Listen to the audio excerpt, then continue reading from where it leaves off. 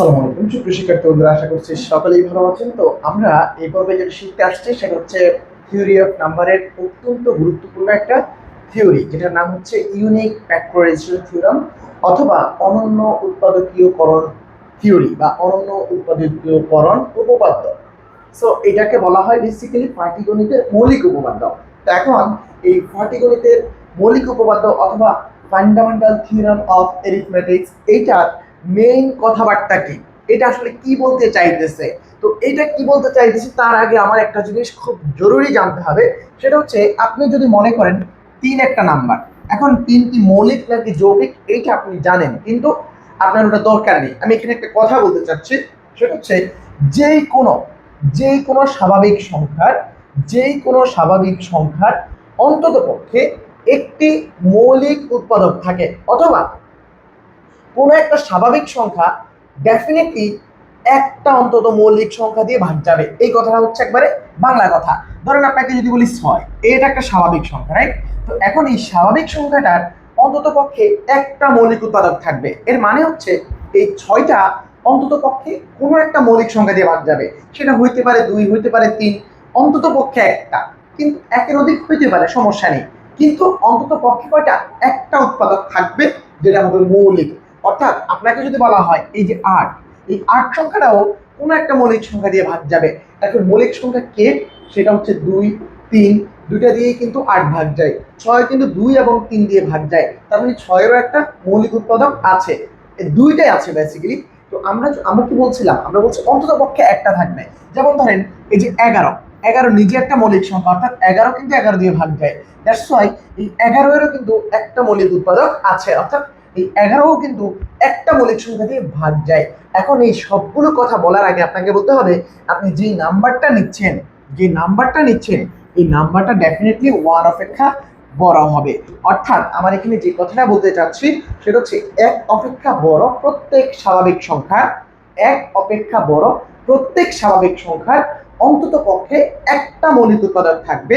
অর্থাৎ 1 অপেক্ষা বড় প্রত্যেক স্বাভাবিক সংখ্যা অন্ততপক্ষে একটা মৌলিক সংখ্যা দিয়ে ভাগ যাবে। যেমন ধরো এই 8, ও কিন্তু 2 দিয়ে ভাগ যায়, তার মানে 2 একটা মৌলিক সংখ্যা। তো দেখো এই 8 2 দিয়ে ভাগ যায়, তাহলে 8 এর অন্ততপক্ষে কি একটা মৌলিক উৎপাদক আছে না? অর্থাৎ 2 দিয়ে এসে ভাগ যায়। আর কোনো মৌলিক সংখ্যা দিয়ে কি 8 ভাগ যায়? যায় না। পর দেখো ওই যে 6 কিন্তু 2 দিয়েও ভাগ যায়, 3 দিয়েও ভাগ যায়। 2 কিন্তু মৌলিক, 3ও মৌলিক। তো 6 এর 2টা মৌলিক উৎপাদক আছে, সেটা সমস্যা না। আমরা কি বলতে চাচ্ছি? আমরা বলতে চাচ্ছি 2টা থাকুক বা এর বেশি থাকুক, অন্তত পক্ষে একটা থাকবে। এই যে 11 নিচে একটা মৌলিক সংখ্যা, সো তাকেও কিন্তু 11 দিয়ে ভাগ যায়। কথা আমরা বলতে পারি 11 একটা মৌলিক উৎপাদক আছে। তাহলে এখানে আমরা এই থিওরিটা শেখার আগে যেটা আমাদের বেসিক বা যেটা আমাদের জানা প্রয়োজন, সেটা হচ্ছে প্রত্যেক স্বাভাবিক সংখ্যা অবশ্যই 1 অপেক্ষা বড়। 1 অপেক্ষা বড় প্রত্যেক স্বাভাবিক সংখ্যা অন্তত পক্ষে একটা মৌলিক উৎপাদক থাকবে। এটা হচ্ছে এই থিওরিটা শেখার আগে আপনাকে জেনে আসতে হবে। তো সেটা আমি আপনাকে একটু অ্যানালাইসিস করলাম। এখন এই পাটিগণিতের মৌলিক উপপাদ্যটা কি বলছে, এইটার বর্ণনাটা কি, আমি এবার সেইটার দিকে একটু অগ্রসর হওয়ার চেষ্টা করি। পাটিগণিতের মৌলিক উপপাদ্য বলছে যে আপনি একটু আগে বলছেন যে অন্তত পক্ষে একটা মৌলিক উৎপাদক থাকবে। এখন কথা হচ্ছে একটা মৌলিক উৎপাদক থাকবে এইটা আমরা জেনেছি, কিন্তু এখন আমরা যেটা বলতে চাচ্ছি পাটিগণিতের মৌলিক উপপাদ্য বলে যে না, এইটা থিওরি অফ নাম্বারের আরেকটা বিউটি, যে প্রত্যেক স্বাভাবিক সংখ্যাকে আমরা মৌলিক সংখ্যার গুণফল আকারে প্রকাশ করতে পারবো। কি বলছি? প্রত্যেক স্বাভাবিক সংখ্যাকে আমরা মৌলিক সংখ্যার গুণফল আকারে প্রকাশ করতে পারবো। তাহলে স্বাভাবিক সংখ্যাটা যদি n হয়, সেটা 1 অপেক্ষা বড়, তাহলে 1 অপেক্ষা বড় প্রত্যেক স্বাভাবিক সংখ্যা। আমি আবারও বলছি, পাটিগণিতের মৌলিক উপপাদ্যের বর্ণনা হচ্ছে এই 1 অপেক্ষা বড় প্রত্যেক স্বাভাবিক সংখ্যা। এই nটা হচ্ছে আমি বলে নিলাম কি স্বাভাবিক সংখ্যা, ঠিক আছে? তো এই যে এই প্রত্যেক স্বাভাবিক সংখ্যা 1 অপেক্ষা বড় যারা, তাদেরকে মৌলিক উৎপাদকের গুণফল আকারে প্রকাশ করা যায়। অর্থাৎ এই n কে আমরা মৌলিক সংখ্যার গুণফল আকারে প্রকাশ করতে পারবো। এইটুকুই শেষ নয়, বলছে কি এই যে আমরা মৌলিক সংখ্যার গুণফল আকারে প্রকাশ করতে পারবো সেটা অনন্য উপায়ে।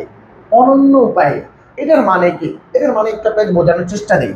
দেখেন আপনার কাছে আছে, ধরেন 15 নাম্বারটা আছে, এই 15 নাম্বারটাকে আমরা মৌলিক সংখ্যার গুণফল আকারে প্রকাশ করতে পারবো।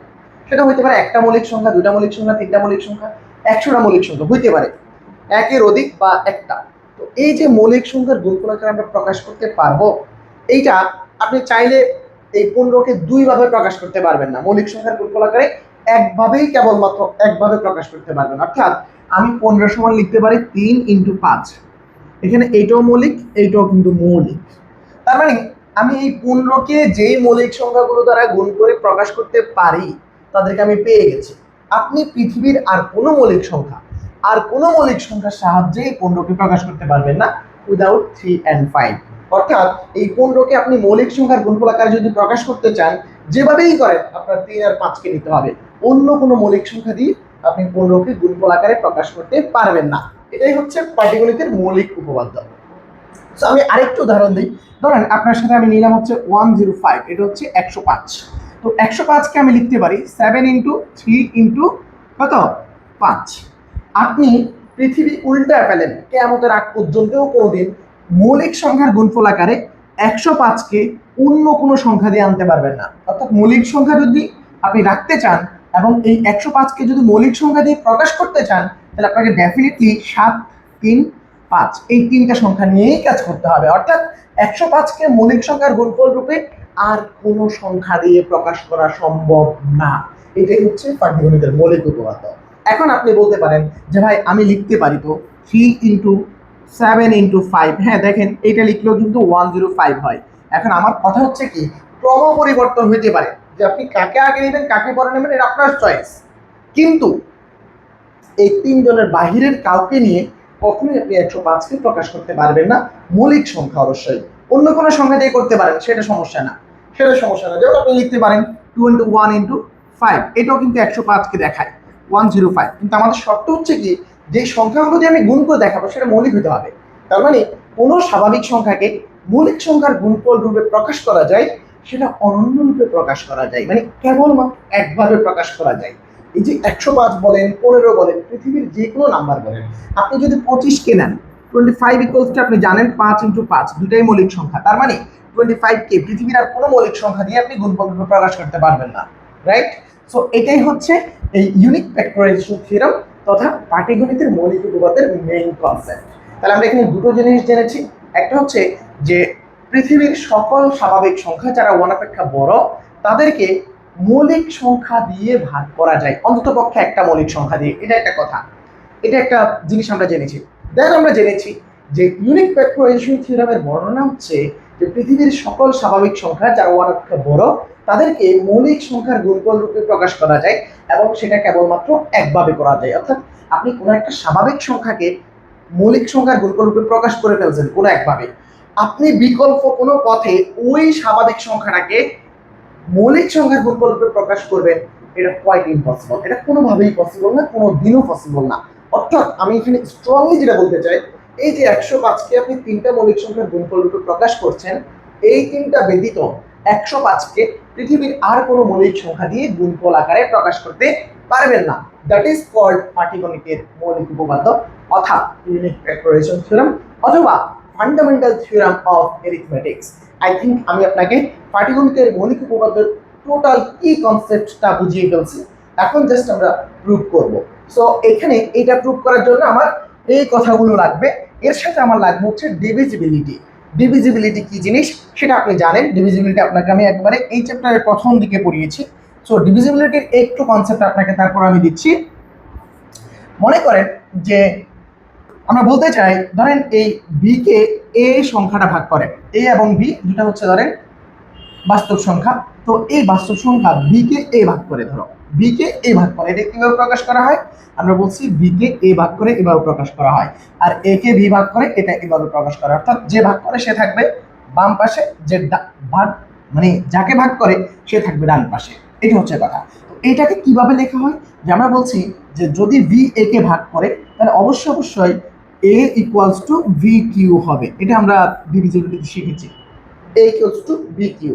অর্থাৎ এ ইকুয়ালস টু বি কিউ মানে কি, এই এ কে বি ভাগ করে, এ কে বি ভাগ করলে এই যে কিউ একটা পূর্ণ সংখ্যা পাবো। এটা কিন্তু অবশ্যই পূর্ণ সংখ্যা, ঠিক আছে, পূর্ণ সংখ্যা। তাহলে এই কিউটা পূর্ণ সংখ্যা, বিও পূর্ণ সংখ্যা, এও পূর্ণ সংখ্যা। কিন্তু কথা হচ্ছে V is not equal 0, B শূন্য নয়, এ এবং কিউ এটা হচ্ছে যে কোনো পূর্ণ সংখ্যা, যদি হয় তাহলে এই এ কে ভি ভাগ করবে যদি A equals to B Q হয়, যেখানে B is not equal zero. এটা হচ্ছে ডিভিজিবিলিটির কনসেপ্ট, আমি একবারে এই চ্যাপ্টারের প্রথম লেকচারে পড়িয়েছি, তো আমি এখানে আর ডিটেলসে বলছি না।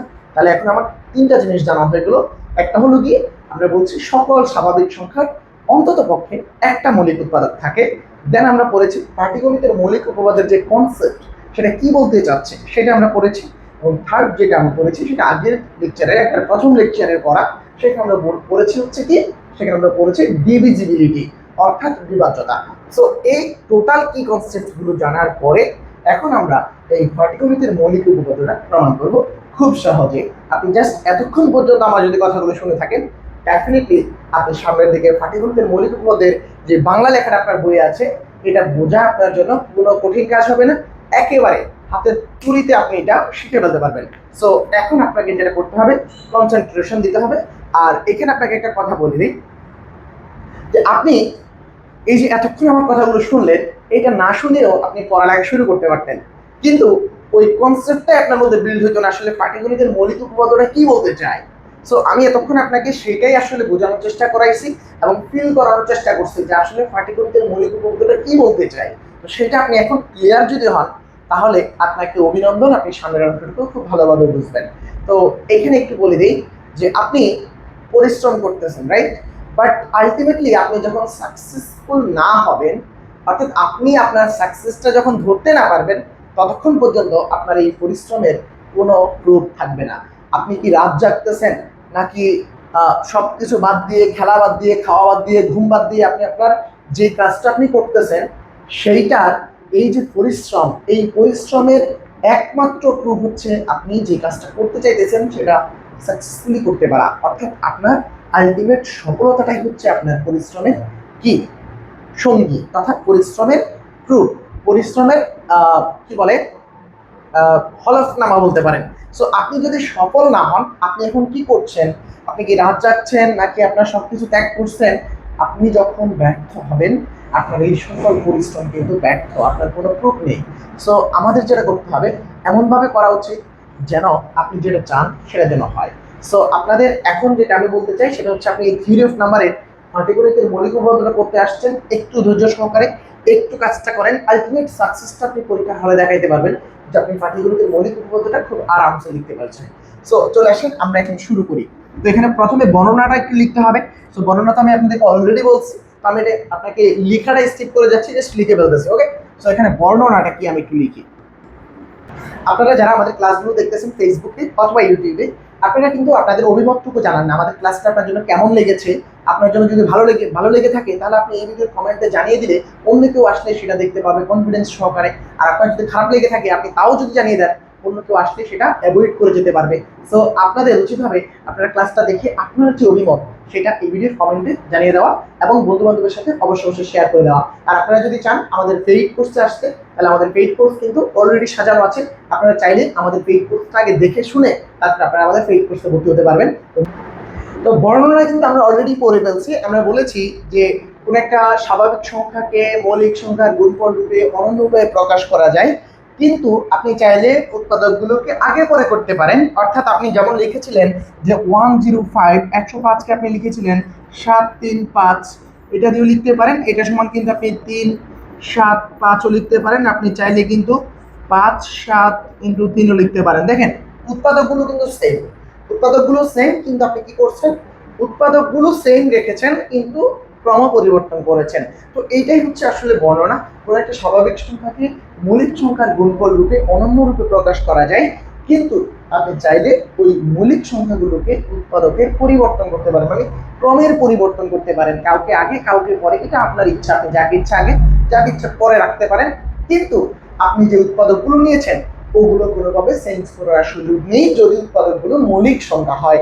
এটাই হচ্ছে আমার এই বর্ণনাটা। তাহলে আমি কি বলেছি, ওয়ান ব্যতীত প্রত্যেক স্বাভাবিক সংখ্যাকে মৌলিক উৎপাদকের গুণফল রূপে প্রকাশের উপায় অনন্য, শুধুমাত্র উৎপাদকের ক্রম পরিবর্তন করা যায়। আপনি কিচ্ছু মনে রাখতে হবে না, শুধু এইটা একটু মনে রাখেন, 105কে এভাবেও লেখা যায়, এভাবেও লেখা যায়, এভাবেও লেখা যায়, কিন্তু তিন ক্ষেত্রেই আপনার উৎপাদকগুলো সেম থাকছে, শুধুমাত্র উৎপাদকের ক্রম চেঞ্জ হয়েছে। এই কথাটাই হচ্ছে আমার বর্ণনা। সো এখন এই বর্ণনার উপর ভিত্তি করে আমরা হচ্ছে এখন প্রুভ করব জিনিসটা আসলে কি। তো এখন এটা প্রমাণের উপায়, এটা প্রমাণের ধাপ দুইটা। একটা হচ্ছে আপনি দেখাবেন যে যে কোনো স্বাভাবিক সংখ্যাকে মৌলিক উৎপাদকের গুণফল রূপে প্রকাশ করা যায়। প্রথম কাজ কি, যে কোনো স্বাভাবিক সংখ্যাকে মৌলিক উৎপাদকের গুণফল রূপে প্রকাশ করা যায়, আমরা এটা দেখাবো। দেন সেকেন্ড ওয়ে হচ্ছে ওই যে উৎপাদকের প্রকাশ সেইটা অনন্য। তাহলে আমরা প্রথম দেখাবো মৌলিক উৎপাদকের গুণফল রূপে প্রকাশ করা যায়, আর দেন সেকেন্ডলি আমরা যেটা দেখাবো সেটা হচ্ছে যে ওই উৎপাদকগুলো যে আমরা দেখিয়েছি উৎপাদকের গুণফল রূপে যে প্রকাশ করেছি সেটা অনন্য। তাহলে প্রথম কাজ কি, প্রথম কাজটা খুবই সহজ, যে মৌলিক উৎপাদকের গুণফল রূপে প্রকাশ করা যায়। সো আমরা এখন শুরু করি প্রমাণ। তো প্রথম আমরা কি করতে হবে, একটা স্বাভাবিক সংখ্যা নিতে হবে যেটা ওয়ান অপেক্ষা বড়। তাহলে ধরি n ওয়ান অপেক্ষা বড় একটি কি কি সংখ্যা, এটা স্বাভাবিক সংখ্যা, রাইট? একটি স্বাভাবিক সংখ্যা।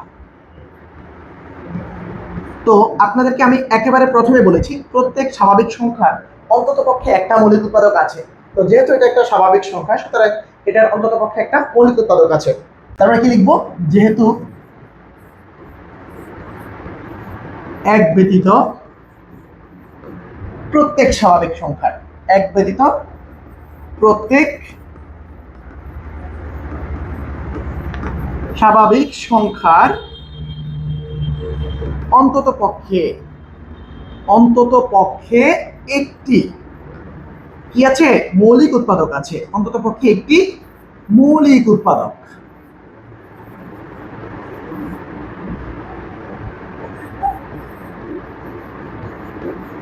মৌলিক উৎপাদক থাকে। তাহলে দেখেন যেহেতু এক ব্যতীত প্রত্যেক স্বাভাবিক সংখ্যার অন্ততপক্ষে একটা মৌলিক উৎপাদক থাকে, তাহলে আমরা বলতে পারি এই এনটা কিন্তু এক অপেক্ষা বড়, তাহলে অবশ্যই এই এন এর অন্ততপক্ষে একটা মৌলিক উৎপাদক আছে। কাজে এন এর একটি মৌলিক উৎপাদক,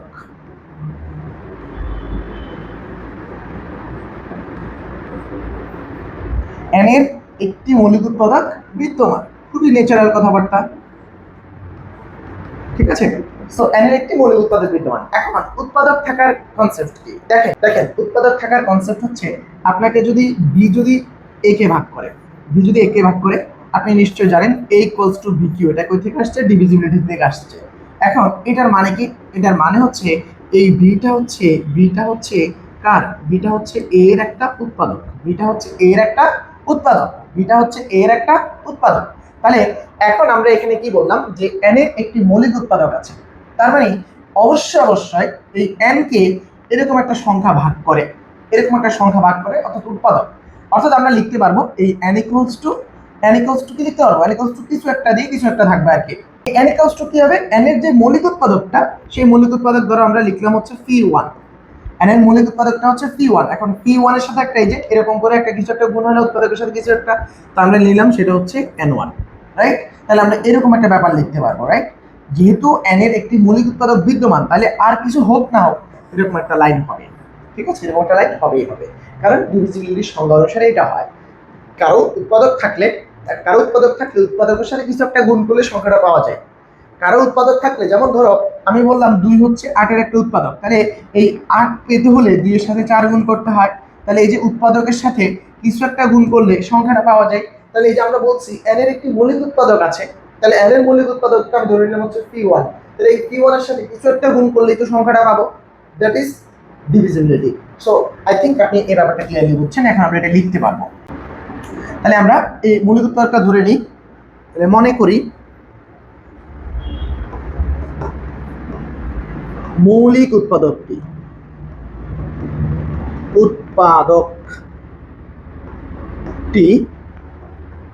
ফি1। সুতরাং এই ফি1 কি করবে, n কে ভাগ করবে, p1 n কে ভাগ করবে। কারণ আমরা দেখেছি কারো উৎপাদক অবশ্যই তাকে কি করে, ভাগ করে। যেমন এই 2 হচ্ছে 8 এর উৎপাদক, তাহলে এই 8 কে 2 কি করে, ভাগ করে, 8 কে 2 ভাগ করে। এবং এটার পর আমরা লিখতে পেরেছি 8 ইকুয়ালস টু 2 × 4, এটা লিখতে পেরেছি। তাহলে আমরা অবশ্যই একটা সংখ্যা এই যে 4 পেয়েছি, যেটাকে উৎপাদকের সাথে গুণ করে মেইন সংখ্যাটা পেয়েছি, তাহলে অবশ্যই এখানে আমরা কি বলতে পারবো, এখানে আমরা বলতে পারবো একটা পূর্ণ সংখ্যা n বিদ্যমান থাকবে বা n1 বিদ্যমান থাকবে, যেন n equals to p1 n1, এটা আমরা লিখতে পারি। তাহলে দ্যাট ইমপ্লাইজ একটি ধনাত্মক পূর্ণ সংখ্যা, একটি ধনাত্মক পূর্ণ সংখ্যা n1 বিদ্যমান, যেন যেন কি হবে, n equals to p1 n1। এটা হচ্ছে ডিভিজিবিলিটির কনসেপ্ট। যেহেতু এই p1 n কে ভাগ করে, তাহলে অবশ্যই একটা ধনাত্মক পূর্ণ সংখ্যা থাকবে, যেটা দিয়ে এই p1 কে গুণ করলে n কে পাওয়া যাবে। যেমন করে আমরা এই 8 কে যখন 2 ভাগ করে বলছি, তখন আমরা কি করছি, এই 8 equals to 2 into 4 পাইছি। এই যে এইটা একটা পূর্ণ সংখ্যা, ধনাত্মক পূর্ণ সংখ্যা, যেটা দিয়ে এই যে তার উৎপাদককে গুণ করে মেইন সংখ্যাটা পেয়েছি। অর্থাৎ এই যে তার উৎপাদক p1, এটাকে একটা ধনাত্মক পূর্ণ সংখ্যা দিয়ে গুণ করে অবশ্যই মেইন সংখ্যা যেটা n, সেটা পাওয়া যাবে। সেটা আমরা এখানে লিখেছি, আর কিচ্ছু করিনি, ডিভিজিবিলিটির কনসেপ্ট। সো এবার চলে আসেন, তো এখানে একটা কথা বলে নেই, আমার এই যে এখানে 2 আর এখানে 8 যখন দিয়ে আমি লিখেছি 8 equals to 2 into 4, এই যে এই 4 যেটা লিখেছি, সেটা কি মেইন সংখ্যার চেয়ে বড় নাকি ছোট হয়? মেইন সংখ্যা থেকে বড় বা ছোট হয়, কোনটা হয়? অবশ্যই মেইন সংখ্যা থেকে এখানে যেটা আনবো সেটা ছোট হবে। তাহলে এখানে লিখে দিতে হবে যেখানে অবশ্যই আমার nটা হচ্ছে n1 থেকে বড়। ওকে, এইটুকু বুঝতে আশা করছি কারো কোনো আপত্তি বা ভয় বা কোনো রকমের না বোঝার জায়গা এখানে থাকার সুযোগ আমি রাখিনি। তো চলে আসেন, এরপরেও যদি কারো কোনো প্রবলেম থেকে যায়, বুঝতে অসুবিধা হচ্ছে, আমাদেরকে হোয়াটসঅ্যাপ নাম্বারে যোগাযোগ করতে পারেন, অথবা আমাদের অ্যাপসের চ্যাট অপশনে যোগাযোগ করতে পারেন, অথবা সরাসরি ফোনে কল করতে পারেন, অথবা আমাদের পেজে মেসেজ করতে পারেন। তো আমরা এখন পরের অংশটুকু দেখতে থাকি। এবার চলে আসেন, আমাদের মেইন কাজটুকু কিন্তু হয়ে গেছে। এবার আমরা জাস্ট রিপিটেশন করব, রিপিটেশন। যে দেখেন, এই যে এখানে nটা কি ধনাত্মক পূর্ণ সংখ্যা না? ধনাত্মক পূর্ণ সংখ্যাটা কি অবশ্যই স্বাভাবিক সংখ্যা। এই স্বাভাবিক সংখ্যাটা যদি মৌলিক সংখ্যা না হয়, দেখো এটা যদি মৌলিক না হয়, তাহলে অবশ্যই এটা মৌলিক হয় বা না হয়, এটা যাই হোক স্বাভাবিক সংখ্যা, স্বাভাবিক সংখ্যার অন্ততপক্ষে একটা মৌলিক উৎপাদক থাকে। এই কথা আমরা আগেও বলছি, আবারও সেম কথাটা বলবো। এখন চলে আসেন এখানে, যদি n1 equals to 1 হয়, তাহলে যদি n1 equals to যদি 1 হয়ে যায়, তাহলে আমরা এখান থেকে কি বলতে পারি, যে n1 equals to যদি 1 হয়ে যায়, তাহলে n আর p সেম কথা, n আর p1 সেম কথা। আর p1টা কি ছিল? মৌলিক উৎপাদক ছিল। তো এই যে এই p1 যেহেতু মৌলিক উৎপাদক, আর n1 যদি 1 হয়ে যায়, তাহলে আমরা বলছি তো যে তার মৌলিক উৎপাদকের গুণফলটা প্রকাশ করার উপায় অনন্য, আর কোনো মৌলিক সংখ্যা আসছে না। আমরা বলতে পারছি অনন্য উপায়ে পেয়ে গেলাম n কে। তাহলে আমাদের এখানে কাজটা এক ধাপেই কাজ হয়ে গেল। যদি n1 equals to 1 হয়, আমরা এই লাইনটাকে 1 নং দিয়ে রাখি। হ্যাঁ, যদি n1 equals to 1 হয়, তবে 1 থেকে পাই যে n equals to p1, n equals to p1, n নিজেই মৌলিক। এটা হলে তো তাহলে আর প্রমাণ হয়ে গেল। তো এখন যদি n1 যদি 1 থেকে বড় হয়, তাহলে যদি n1 is greater than 1 হয়, তো n1 যদি 1 থেকে বড় হয়, তাহলে সে হচ্ছে একটা স্বাভাবিক সংখ্যা। আর প্রত্যেক স্বাভাবিক সংখ্যার অন্ততপক্ষে একটা মৌলিক উৎপাদক থাকে। তাহলে আমরা ধরি n1 এর মৌলিক উৎপাদক কে, n1 এর একটি মৌলিক উৎপাদক, একটি দ্বন্দ্ব থাকে, সেটা আমরা বলেছি একটি মৌলিক উৎপাদক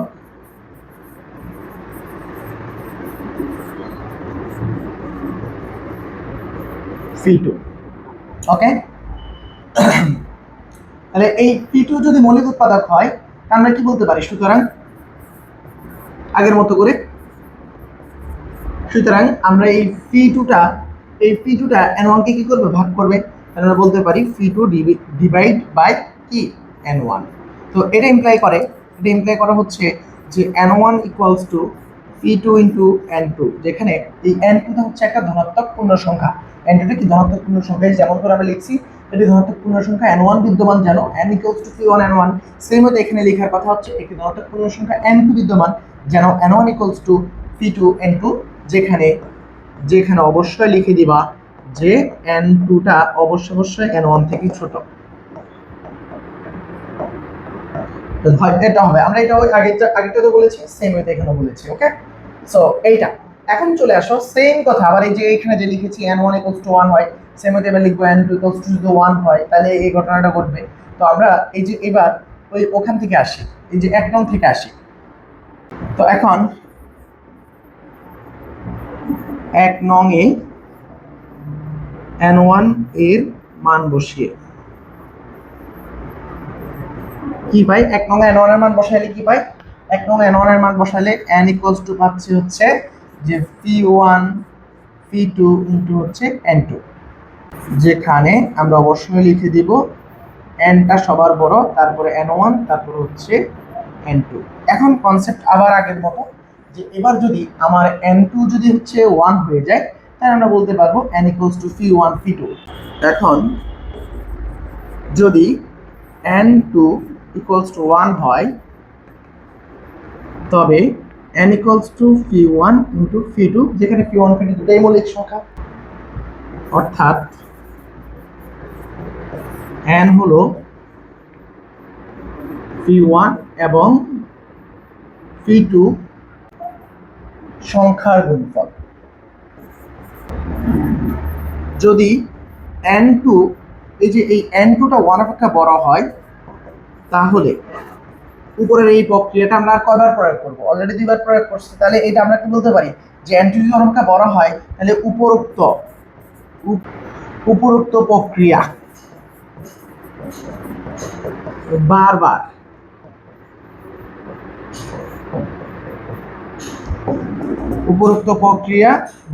প্রয়োগ করে, উপরোক্ত প্রক্রিয়া বারবার প্রয়োগ করে আমরা কোনো এক সময় কিন্তু অবশ্যই পৌঁছাইতে পারবো। কোথায়? একটি নির্দিষ্ট ধাপে।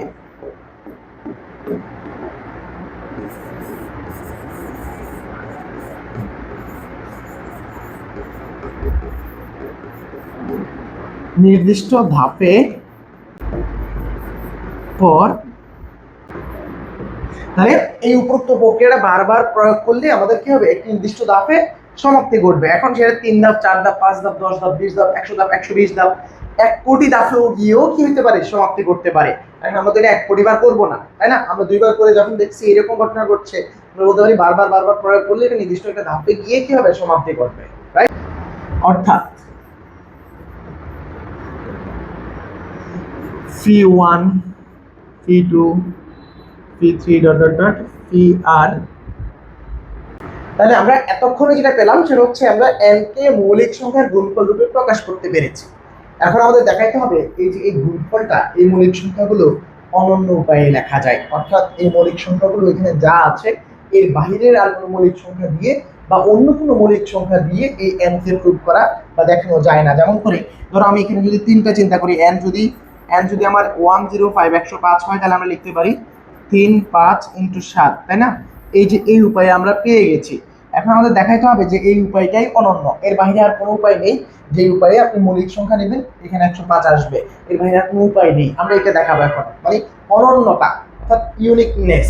সো আমরা লিখবো যে এটা যে অনন্য, এটা প্রুভ করার জন্য যেটা ধরবো যে এটা অনন্য না। তো এখন আসো আমরা এখন এখানে কি করব? আমরা ধরে নিব যে এটা অনন্য নয়। হ্যাঁ, আমরা ধরে নিব কি যে এই উপায়টা অনন্য নয়। তাহলে অনন্য নয় হলে আমরা ধরে নিব অন্য একটা উপায় আছে। তাহলে এখন n কে মৌলিক উৎপাদকের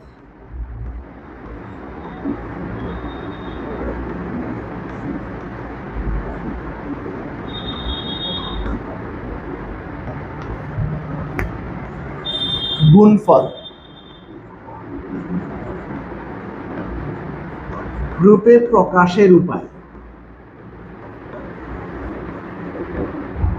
প্রকাশের উপায় অনন্য। প্রমাণের জন্য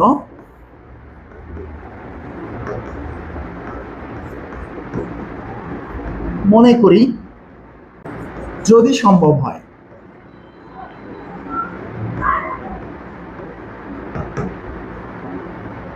প্রমাণের জন্য এখানে আগে আমরা লিখবো এটা যদি সম্ভব হয়। প্রমাণের জন্য যদি সম্ভব হয় ধরি এই n equals to q1 q2, অথবা আমরা লিখতে পারি p1 প্রাইম p2 প্রাইম এভাবে লিখতে পারি ডট ডট ডট qs। এখানে আমাদের অন্য কিছু মৌলিক সংখ্যা নিয়ে আমরা তাদের গুণফল রূপে n কে প্রকাশ করছি, ধরে নিয়েছি আর কি। এখন এবার দেখো, এখানে যে মৌলিক সংখ্যাগুলো, এখানে মৌলিক সংখ্যাগুলো এক না, এটা আমরা ধরে নিয়েছি। কিন্তু আমরা একটু পরে দেখাবো যে আসলে এই উৎপাদকগুলো আর এই উৎপাদকগুলো আসলে ভিন্ন কেউ না, এরা একই জিনিস। এখানে হয়তো ধরো এই 3 5 7 আছে সিরিয়াল, এখানে সিরিয়ালটা আছে হয়তো 5 3 7 এই টাইপের। আলটিমেটলি এখানে q1 q2 qs আর p1 p2 pr এরা সবাই একই জিনিস। এটা আমরা দেখাবো এখন, ঠিক আছে? আমরা ধরে নিয়েছি যে এইটা যদি সম্ভব হয় আর কি, যে আমরা n কে অনন্য উপায়ে মৌলিক সংখ্যার গুণফল রূপে প্রকাশ করতে পারি, এটা প্রমাণের জন্য আমরা যদি সম্ভব হয় ধরে নিই n ইকুয়ালস টু এইটা, মানে অন্য কিছু মৌলিক সংখ্যার গুণফল রূপে n কে আমরা প্রকাশ করতে পেরেছি। তো এখানে অবশ্য বলে দিবা যে যেখানে q1 q2 dot dot dot qs প্রত্যেকে কি মৌলিক সংখ্যা। তো আমরা এই যে এখানে এটাকে দিব হচ্ছে 2 নং, আর এটাকে দিব হচ্ছে আমরা 3 নং, ঠিক আছে? এখন দেখো এটাও n এটাও n, তাহলে আমরা 2 ও 3 থেকে কি পাই? এখন 2 ও 3 থেকে পাই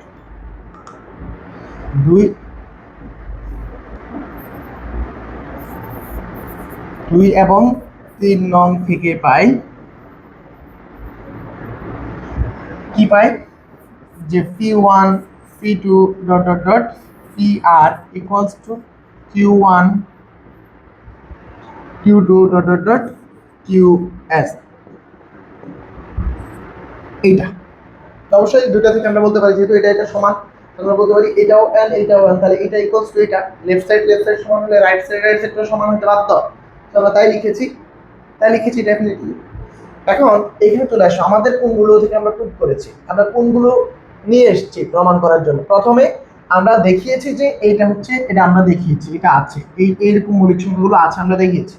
এখন এগুলো আমরা ধরে নিয়েছি নতুন, তাহলে আমরা দেখাবো যে আমরা যেগুলো আনছি সেগুলো আর এই যে ধরে নেওয়াগুলো একইগুলো, এটা আমরা দেখাবো। তাহলে আমাদের এগুলো নিয়ে কাজ করতে হবে, এখন এই পাশ নিয়ে কাজ করতে হবে। এখন দেখো যে এখানে এই যে এই সংখ্যাগুলো আর এই সংখ্যাগুলোর গুণফল যদি সমান হয়, দেখো কতগুলো সংখ্যা, এখানে r সংখ্যক সংখ্যা, এখানে কতগুলো সংখ্যা, এখানে s সংখ্যক সংখ্যা। এখন এই কতগুলো সংখ্যার গুণফল এই পাশে কতগুলো সংখ্যার গুণফলের সমান যদি হয়, তাহলে এখানের প্রত্যেকটা সংখ্যা এখানে কোনো না কোনো সংখ্যাকে ভাগ করবে। এটা হচ্ছে আপনার কনসেপ্ট। দেখেন আপনি যদি মনে করেন যে 4 গুণ 3 গুণ 7, হ্যাঁ, তো আপনি ওই পাশে লিখলেন ধরেন 2 গুণ 3 গুণ 7 লিখলেন। তাহলে এখন এখানে দেখেন এই পাশের প্রত্যেকটা সংখ্যা এই পাশে কাউকে না কাউকে কিন্তু ভাগ করতেছে, নাইলে কিন্তু এদের গুণফল সমান হবে না, অবশ্যই হবে না। তাহলে এরা যেহেতু দুইটা গুণফল, এখানের গুণফল আর এখানের গুণফল হলো সমান, তাহলে ডেফিনেটলি এখানে প্রত্যেকটা সংখ্যা এখানের কোনো না কোনো সংখ্যার কি ভাজক, এটা আপনাকে মাথায় রাখতে হবে।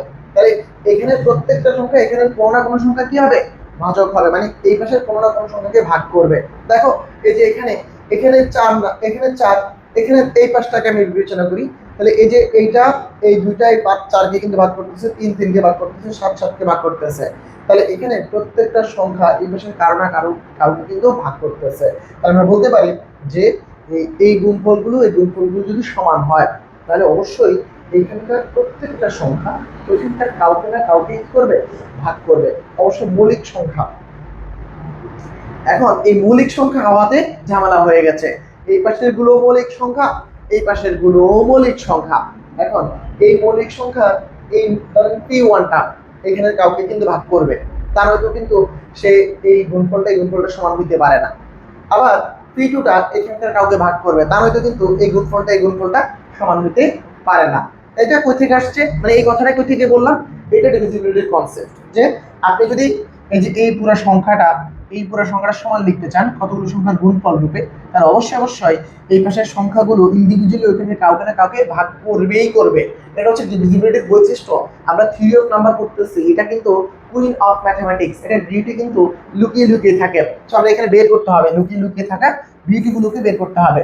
সো এটা একটা বিউটি যে কতগুলো সংখ্যার গুণফল যদি কতগুলো সংখ্যার গুণফলের সমান হয়, ডেফিনেটলি এখানে প্রত্যেকটা সংখ্যা ওইখানে কাউকে না কাউকে অবশ্যই অবশ্যই ভাগ করবে, অর্থাৎ এখানের প্রত্যেকটা সংখ্যা এখানের কারো না কারো ভাজক হবে। এই কথাটা আমার এখানে বলতে হচ্ছে। তাহলে এটাকে আমরা 4 নং দিয়ে রাখি,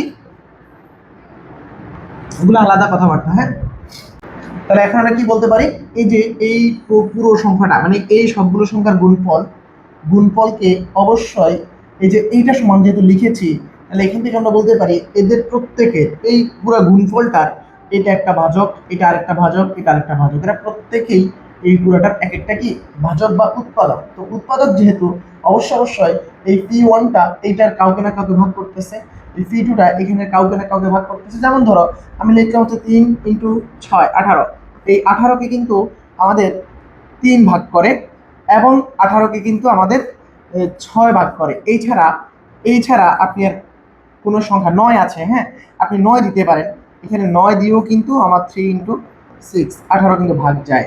তা এখন এই যে দেখেন এইখানে এই 3 দিয়ে যখন এই গুণফলটা ভাগ যাবে, ডেফিনেটলি 3 এখানকার কাউকে না কাউকে ভাগ করতেছে। আবার এই 6 দিয়ে যখন এই পুরোটা ভাগ করতেছি, তখন আমরা বলতে হচ্ছে এই 6 এখানকার কাউকে না কাউকে ভাগ করতেছে। আবার এই 9 দিয়ে যখন এদেরকে আমি গুণফলটাকে ভাগ করতেছি, তখন এখানে 9 কিন্তু এখানে কাউকে না কাউকে ভাগ করতেছে। কাকে? দেখেন এই 9 পুরোটাকে ভাগ করতেছে, 3 6 18কেই সে ভাগ করতেছে। তো এখন আমাদের এই কথাটা এখানে মাথায় রাখতে হবে যে যদি আপনি এখানে গুণফল রূপে রাখেন, তাহলে এই পুরো গুণফলটাকে অথবা এখানে ইন্ডিভিজুয়ালি কাউকে সে ভাগ করবে, এই পাশের কোনো উৎপাদক। ঠিক আছে, এই কথাটা একটু মাথায় রাখতে হবে। তাহলে এখানে আমরা কি বলতে চাই, এখানে আমরা বলতে তাহলে 4 হতে বলা যায় Q1 × Q2 ... QS এর একটি উৎপাদক কে? P1। এই যে এই পাশের এই পুরো সংখ্যাটার একটি উৎপাদক P1। কেন? কারণ এই যে এইটা আর এটা সমান, আমরা লিখেছি A = VQ, রাইট? তো A = যদি BQ হয়, যদি BQ হয়, তাহলে এই বিটা হচ্ছে এর একটা উৎপাদক। সেম হইতে এই পুরাটাকে যদি আপনি কিউ বিবেচনা করেন, এই পুরাটাকে যদি আপনি কিউ বিবেচনা করেন, আর এটাকে যদি আপনি কি বি বিবেচনা করেন, আর এই পুরাটাকে যদি আপনি এ বিবেচনা করেন, তাহলে A = B × Q। তাহলে এখন আমরা বলতে পারি কি যে A = BQ হলে বিটা হচ্ছে এর একটা উৎপাদক। সেই কথাটা আমরা বলছি যে এই পুরোটা হচ্ছে A আর এইটা হচ্ছে আমাদের B, এই যে P1। সো আমরা বলতে পারি যে এই P1টা হচ্ছে এই পুরো সংখ্যাটার একটা কি উৎপাদক। এটা আমরা ডিভিজিবিলিটি থেকে বলছি, ঠিক আছে, ডিভিজিবিলিটি থেকে বলেছি। ওকে, তো যেহেতু সে উৎপাদক সে অবশ্যই এখানকার যেহেতু প্রত্যেকটা আলাদা আলাদা গুণফল আকারে আছে, অবশ্যই কাউকে না কাউকে ভাগ করবে, ভাই কাউকে না কাউকে ভাগ করবেই করবে, তাহলে তো হবে না, কখনো না। তো আমরা এখন বলতে পারি অর্থাৎ P1 হলো Q1 Q2 ... QS এর কোনো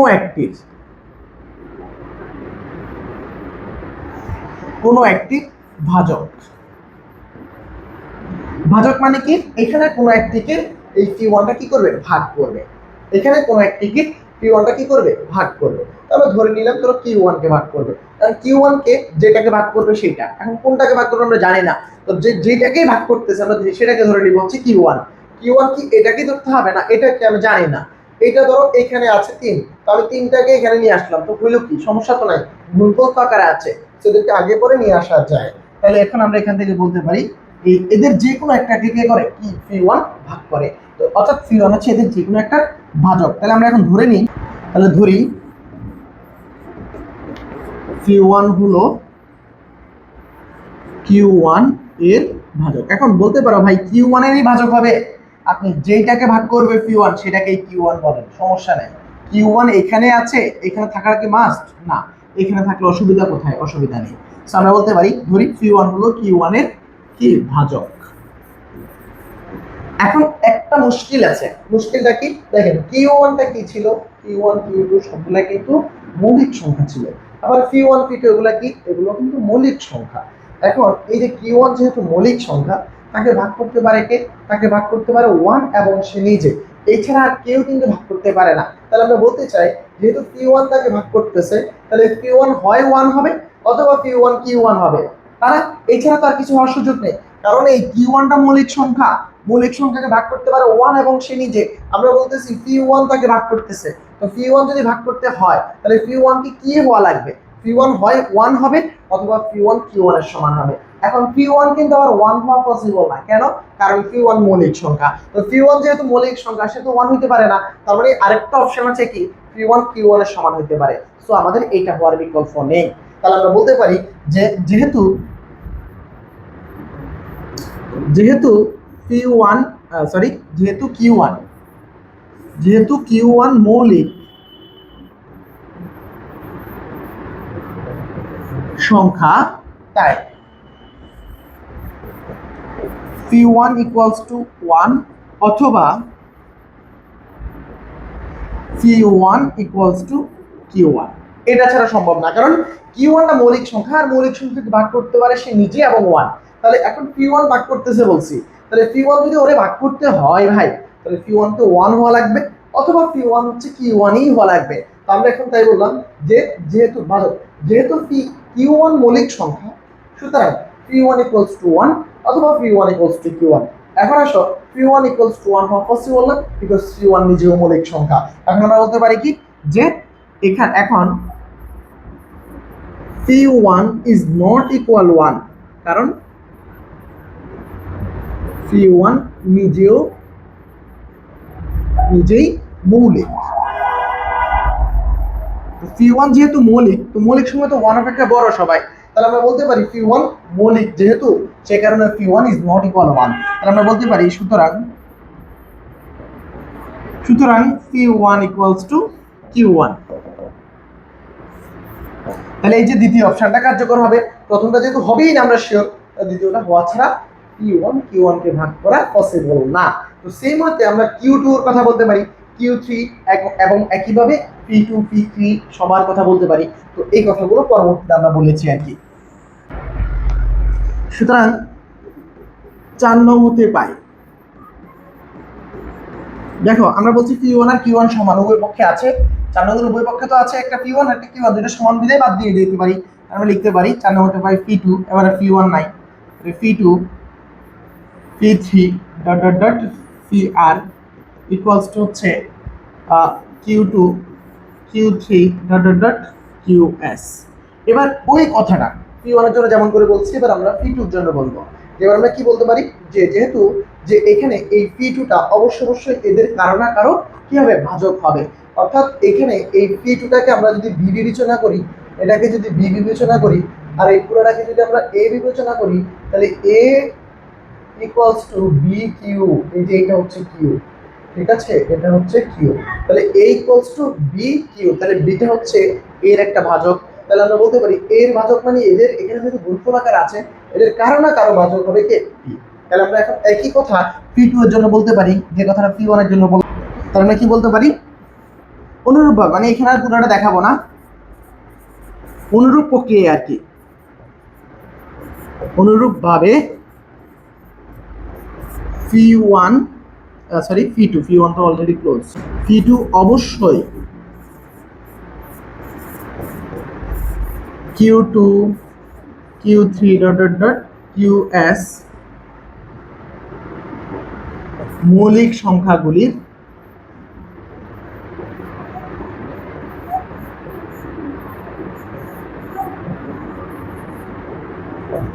কোনো একটি সমান হবে। তো ধরি একই রকম ভাবে ধরি P2 equals to Q2। এখন আপনি বলতে পারেন ভাই Q2 আর P2 কি সেম পজিশন আছে? না, সেম পজিশন নাও থাকতে পারে, সমস্যা নেই। P2 এখানে আছে, Q2 টা এইটাকে ভাগ করে, ধরো P2 ধরো এটাকে ভাগ করে, তাহলে এটাই Q2, যেটাকে ভাগ করে সেটাই Q2। আমাদের তো এখানে কে আগে কে পরে এইটা ব্যাপার না, আমরা ক্রম পরিবর্তন করতে পারি, প্রশ্নে বলে আসছি, তাই না? তো এখন তাহলে সুতরাং 5 নং থেকে পাই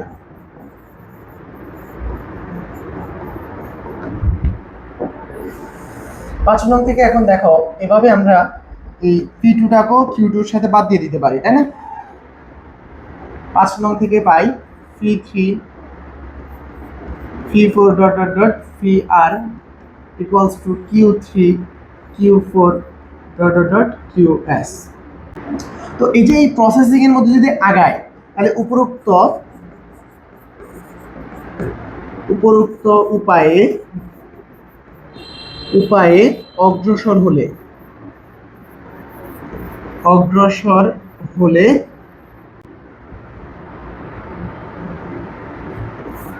আমরা পাই P3 equals to Q3 P4 equals to Q4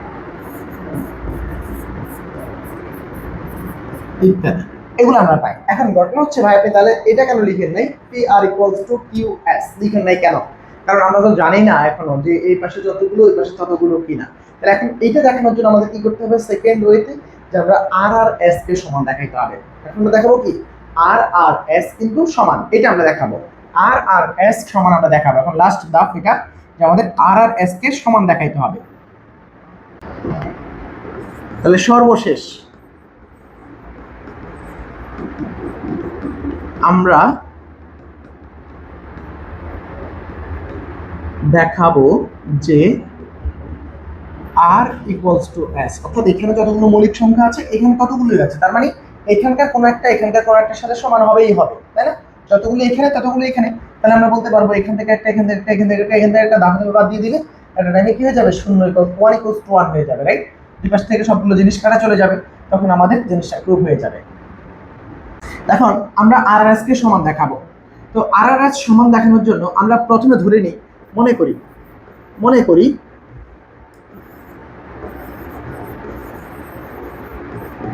করি আরটা হচ্ছে এস এর চাইতে বড়, এটা আমরা ধরে নিলাম। সাপোজ আরটা এস এর চাইতে বড়, তাহলে 4 নং আমরা কি লিখেছি? 4 নং আমরা লিখেছি P1 P2 dot dot dot PR equals to Q1 Q2 dot dot dot QS, এটা তো লিখেছি। তো এই যে এই 4 নং আমরা এখন কি বলতে পারি? তাহলে অবশ্যই আর এর ভিতরে আরটা যেহেতু এস এর চাইতে বড়, তাহলে এখন আমরা বলতে পারি যে এস আরটা পাওয়ার জন্য অবশ্যই 1 2 dot dot dot S plus 1 dot dot dot তারপর হচ্ছে আর আসবে, যেহেতু আরটা এস এর চাইতে বড় এটা আসবে। তাহলে আমরা এখন সেটাই ব্যবহার করতে পারি যে ধরি আরটা এস এর চাইতে বড়, তাহলে 4 নং থেকে পাই, এই যে 4 নং আমাদের এটা ছিল, তাহলে 4 নং থেকে পাই P1 into P2 dot dot dot P of S into P of